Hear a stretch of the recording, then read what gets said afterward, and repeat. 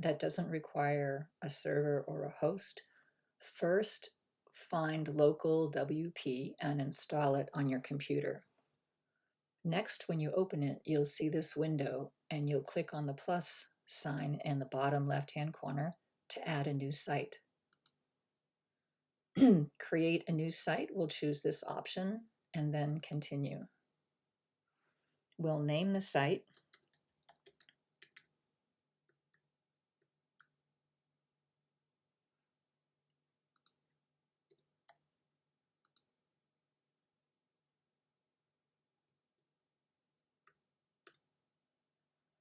And we'll click continue.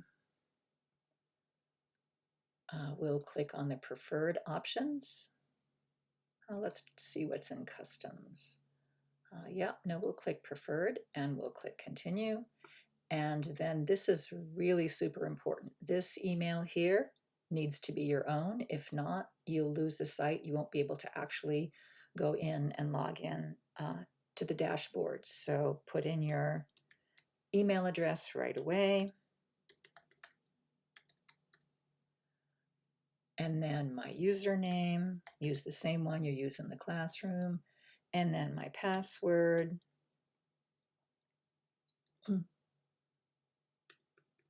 I use something very easy for this so I don't forget it. You can use something that is the same, for example, as all of your other WordPress passwords. They don't need to talk to each other and they're easy to remember. So you can try that. And then once your username and your easy password and your email is correct, you can click Add Site. It will take a few minutes and it will actually create and install a WordPress site. This is asking for your administrative password on your computer, so I'm going to type that in for mine. And click OK because it's installing something on my computer. It is now downloading WordPress from the internet, so you do need an internet connection to make this work.